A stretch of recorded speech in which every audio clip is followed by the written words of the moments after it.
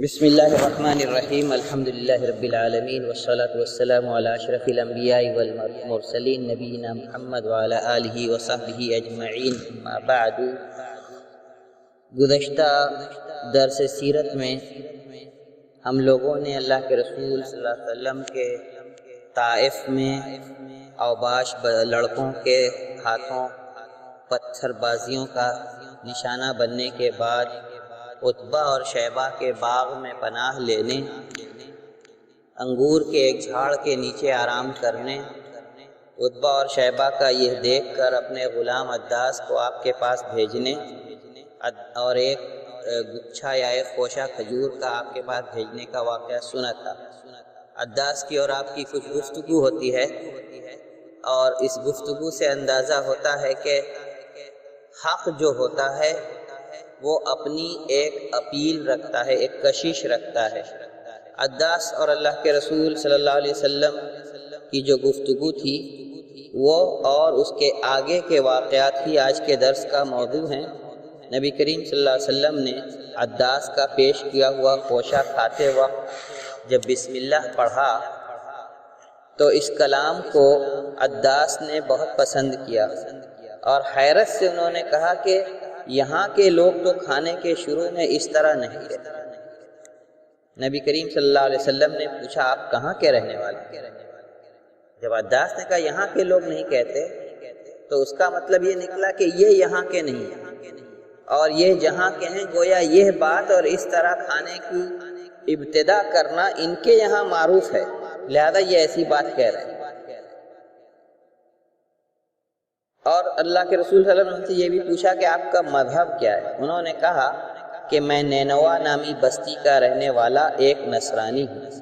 یہ سن کر نبی کریم صلی اللہ علیہ وسلم نے کہا کہ اللہ کے نیک بندے یونس ابن متہ کی بستی کے رہنے والے۔ اس پر عداس کو اور حیرت ہوتی ہے۔ عداس نے کہا کہ آپ کو یونس ابن متہ کے بارے میں کیا پتا ہے؟ آپ نے ان کا نام اتنی روانی سے لے لیا۔ رسول اللہ صلی اللہ علیہ وسلم نے کہا کہ میرے بھائی ہیں، وہ بھی نبی تھے، میں بھی نبی۔ اتنا سننا تھا کہ عداس دیوانہ وار آپ صلی اللہ علیہ وسلم کے سر اور ہاتھوں کا بوسہ لینے لگے، یعنی آپ کہتے ہیں کہ وہ میرے بھائی تھے اور میں بھی نبی ہوں، وہ بھی نبی تھے۔ اتنا سن کر، کیونکہ وہ بنو اسرائیل کے انبیاء میں سے ایک نبی تھے، تو عداس کو خوشی ہوئی۔ دور کھڑے عتبہ اور شیبہ یہ سارا منظر دیکھ رہے تھے۔ ان میں سے ایک نے دوسرے سے کہا کہ تمہارا غلام تو انہوں نے بگاڑ ڈالا، یعنی محمد صلی اللہ علیہ وسلم نے۔ جب عداس آئے تو دونوں نے ان سے کہا بربادی ہو تیرے لیے، یہ کیا کیا تھا؟ عداس نے کہا کہ پوری دنیا میں ان سے بہتر انسان کوئی نہیں، اللہ کے رسول صلی اللہ علیہ وسلم سے۔ انہوں نے مجھے ایسی بات بتائی ہے جسے ایک نبی ہی جان سکتا، یعنی یونس ابن متہ کے گزرے ہوئے ایک زمانہ ہو چکا ہے علیہ السلام، اور ان کے بارے میں یہ بتانا کہ وہ اللہ کے نبی تھے ایک عام انسان کی بات نہیں ہے، وہ ایک نبی ہی بتلا سکتے ہیں۔ دونوں نے کہا کہ عداس تو ہلاک ہو جائے، یہ آدمی تو تجھے تیرے دین سے پھیر دے گا۔ اللہ کے رسول صلی اللہ علیہ وسلم کے بارے میں کہا تیرا دین اس کے دین سے اچھا ہے، پھر تو کیوں اس کی باتوں پہ اس قدر فدا ہو رہا ہے، نثار ہو رہا ہے؟ وہاں سے نبی کریم صلی اللہ علیہ وسلم واپسی کا ارادہ کرتے ہیں۔ آپ کافی غمگین اور افسردہ تھے۔ جیسے ہی آپ قرن المنازل پر پہنچے جو نجد والوں کی میقات ہے، اللہ نے جبریل علیہ السلام کو آپ کے پاس پہاڑوں کے فرشتے کے ساتھ بھیجا۔ پہاڑوں کے فرشتے نے آپ سے اجازت لی کہ اگر آپ کا حکم ہو تو مکہ والوں کو 2 پہاڑوں کے درمیان رکھ کر پیس دوں۔ یہ دونوں پہاڑ جبل ابی قبیس اور قویقعان نامی 2 پہاڑ ہیں۔ اللہ کے رسول صلی اللہ علیہ وسلم نے فرمایا کہ نہیں، بلکہ مجھے امید ہے کہ اللہ ان کی نسلوں سے ایسے افراد پیدا کرے گا جو اس کے ساتھ شرک نہ ہی کریں گے یا اس کے ساتھ شرک نہیں کرتے ہوں گے۔ یہ اس بات کی دلیل ہے کہ اللہ کے رسول صلی اللہ علیہ وسلم سراپا رحمت تھے اپنے اتنے سخت ترین دشمنوں کے لیے بھی انہوں نے کوئی سزا، کوئی عذاب اللہ کی طرف سے گوارا نہ کیا، بلکہ ان کے لیے خیر کی امید رکھی اور یہ سوچا کہ بھلے موجودہ لوگ اسلام قبول نہیں کرتے ہیں لیکن ان کی آئندہ نسلیں مسلمان ہوں گی۔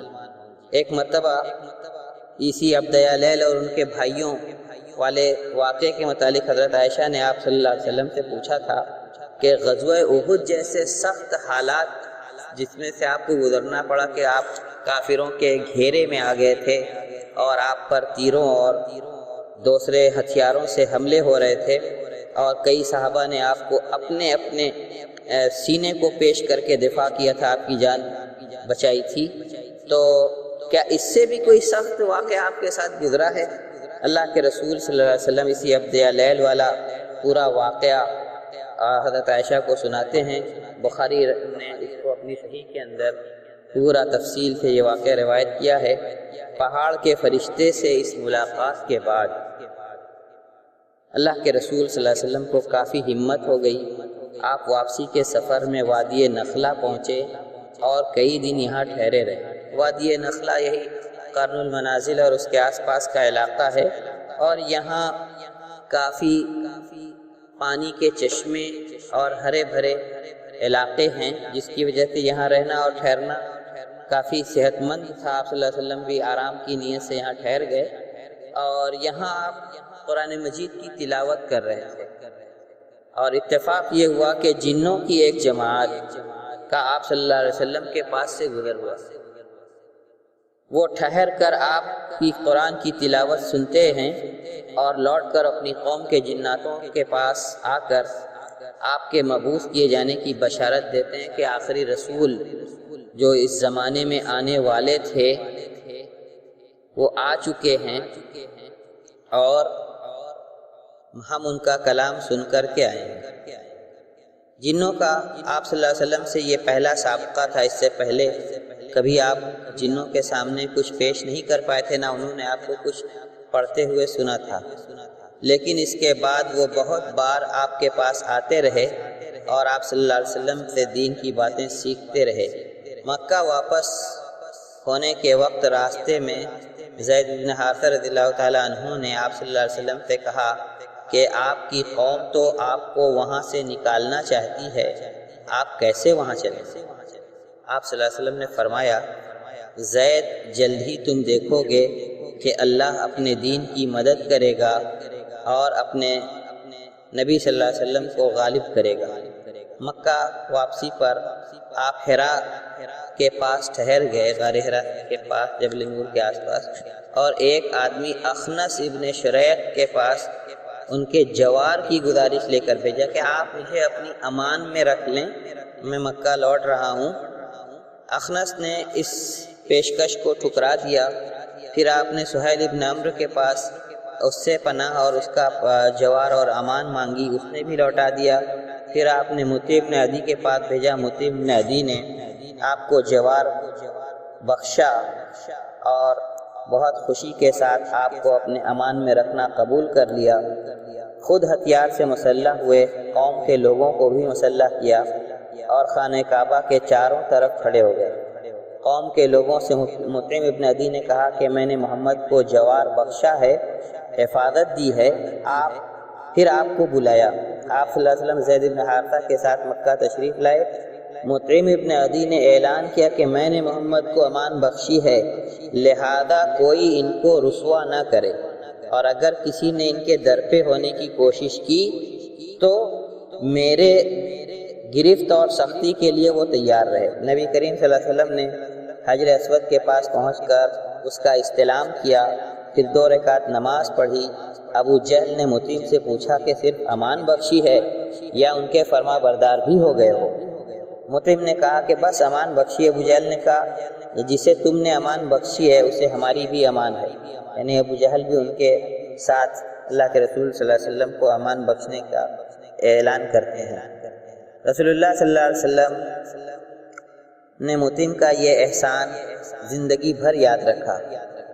بدر میں جب کفار کے قیدی پکڑ کر کے اللہ کے رسول صلی اللہ علیہ وسلم کے پاس لائے گئے تو آپ نے ان کو دیکھ کر کے کہا تھا کہ اگر مطعم ابن عدی زندہ ہوتے اور ان ناپاک عقیدہ والے لوگوں کے بارے میں مجھ سے بات کرتے کہ ان کو رہا کر دیا جائے تو میں ان کی بات مان لیتا، ان کو رہا کر دیتا۔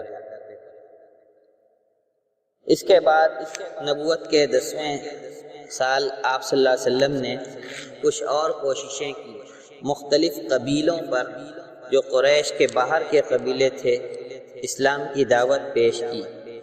بنو عامر، بنو محارب، فزارہ، غسان، مرہ، حنیفہ، سلیم، عبس، بنو نصر، بنو بکار، بنو البکا، کندہ، کلب، حارث ابن کعب، عذارہ، حضارمہ نامی قبیلوں کو اسلام کی دعوت دی، لیکن کسی نے آپ کی بات نہیں مانی اور آپ کی دعوت کو قبول نہیں کیا۔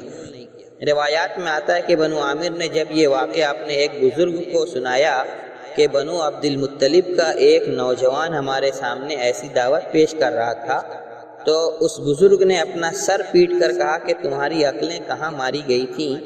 اسماعیل کی اولاد نے کبھی نبوت اور رسالت کے سلسلے میں جھوٹ نہیں گڑھا، اگر وہ کہہ رہا تھا تو وہ سچا ہوگا، تم لوگوں کو اس پر ایمان لانا چاہیے۔ مکہ کے باہر کے لوگوں کا اسلام قبول کرنا، اور یہ اللہ کے رسول صلی اللہ علیہ وسلم کے لیے سب سے بڑے حوصلے کی بات تھی۔ مدینہ کے جن لوگوں پر آپ صلی اللہ علیہ وسلم نے اسلام پیش کیا، ان سب لوگوں نے اسلام کی دعوت کو بڑے ہی خندہ پیشانی کے ساتھ قبول کیا۔ موسم حج میں مکہ آنے والوں پر آپ اسلام کی دعوت پیش کرتے تھے، آپ کی دعوت پر کچھ لوگ ایمان بھی لائے۔ چند قبائل کے لوگوں کے متعلق آج ہم مختصراً سنیں گے، یا چند قابل ذکر لوگ جو آپ کی دعوت پر اسلام لائے۔ سوید ابن صامت، یہ بہت عقل مند انسان تھے، شاعر تھے، بہت ہوشیار تھے، اور بات کو سنتے ہی آدمی کے وزن کو پہچان جاتے تھے، اور اسی وجہ سے لوگوں نے ان کا لقب کامل رکھا، یعنی ایک مکمل انسان جو بہت ہوشیار ہو، معاملات پر نظر رکھنے والا ہو۔ حج یا عمرہ کی نیت سے یہ مکہ آئے ہوئے تھے۔ آپ صلی اللہ علیہ وسلم نے اسلام کی دعوت دی۔ سوید نے کہا میرے پاس بھی آپ جیسی بات ہے۔ کہا کیا ہے؟ کہا حکمت لقمان ہے، میرے پاس لقمان علیہ السلام کی حکمت ہے۔ رسول اللہ صلی اللہ علیہ وسلم نے یہ سن کر کہا کہ سناؤ۔ انہوں نے اپنی حکمت کی باتیں سنائی۔ آپ صلی اللہ علیہ وسلم میری تو یہ تو بڑی اچھی بات ہے، لیکن میرے پاس اس سے بھی اچھا کلام ہے۔ رسول اللہ صلی اللہ علیہ وسلم نے قرآن سنایا، اور کامل لقب تھا، ہوشیار انسان تھے۔ جب دیکھا کہ یہ کلام میری حکمت لقمان سے بھی اچھا ہے، فوراً ایمان لے آئے۔ لیکن اللہ کی تقدیر کہ ہجرت نبوی سے بھی 2 سال پہلے سن 11 نبوت میں جنگ بعاث جو مدینہ کے 2 قبیلوں کے درمیان جاری تھی، اس میں قتل ہو گئے۔ دوسرے شخص ہیں ایاس ابن معاذ، اور اوس اور خزرج، جیسا کہ آپ لوگ جانتے ہیں مدینہ کے 2 بڑے قبیلے تھے۔ ان کی آپس کی لڑائی کے زمانے میں قبیلے اوس کے لیے مکہ والوں کی حمایت حاصل کرنے مکہ آئے تھے۔ اوس کے لوگوں کی تعداد کم تھی، خزرج ان پر غالب آ رہے تھے، تو انہوں نے مکہ والوں کو اپنا حلیف بنانا چاہا کہ ہمیں طاقت حاصل ہو جائے۔ ایاس ابن معاذ اسی کی سفارت کرنے، اسی سلسلے میں بات کرنے مکہ آئے تھے۔ نوجوان انسان تھے، اللہ کا کلام سنا، بہت اچھا لگا، اسلام لے آئے۔ مدینہ لوٹنے کے کچھ ہی دنوں بعد ان کی بھی وفات ہو گئی۔ وفات کے وقت زبان پر تسبیح، تحمید اور تکبیر کے کلمات جاری تھے، اس لیے اکثر سیرت نگاروں نے لکھا ہے ایمان کی حالت میں ان کی وفات۔ ابو ذر غفاری رضی اللہ تعالیٰ عنہ مکہ کے کنارے کے باشندے تھے۔ جب نبی کریم صلی اللہ علیہ وسلم کو سوید بن صامت اور ایاس ابن معاذ کے مدینہ بھیجے جانے کی خبر سنی تو ان لوگوں کے ہاتھوں یہ بھی ایمان لے آئے، اور پھر اللہ کے رسول صلی اللہ علیہ وسلم کے ان بہت قریبی صحابہ میں شمار ہوئے جو ہر وقت اللہ کے رسول صلی اللہ علیہ وسلم کے ساتھ رہتے تھے۔ اس کے بعد اللہ کے رسول صلی اللہ علیہ وسلم مکہ کے باہر کے لوگوں پر اسلام کی دعوت پیش کرتے رہے، جس کے نتیجے میں بیعت عقبہ اولیٰ، ایک طرح کا معاہدہ مدینہ کے کچھ باشندوں کے ساتھ جن کی تعداد 13 سے 17 کے بیچ میں تھی، اور پھر اس کے کچھ ہی دنوں کے بعد بیعت عقبہ ثانیہ ہوتی ہے، جس میں ایک بڑی تعداد نے آپ صلی اللہ علیہ وسلم سے اسلام کو قبول کرنے اور آپ صلی اللہ علیہ وسلم کی حمایت کا وعدہ کرتے ہیں، اور ان دونوں واقعات کے بعد اللہ کے رسول صلی اللہ علیہ وسلم کے ساتھ دو بڑے اور واقعات ہوتے ہیں۔ ایک ہے آپ صلی اللہ علیہ وسلم کی اسراء اور معراج، اور دوسرا ہے آپ کی ہجرت کا واقعہ۔ اگلے درس میں انشاءاللہ اسراء اور معراج کے متعلق اور اس کے تعلق سے جو کچھ آپ صلی اللہ علیہ وسلم کے ساتھ پیش آیا اس پر بات کی جائے گی۔ وآخر دعوانا الحمدللہ رب العالمین۔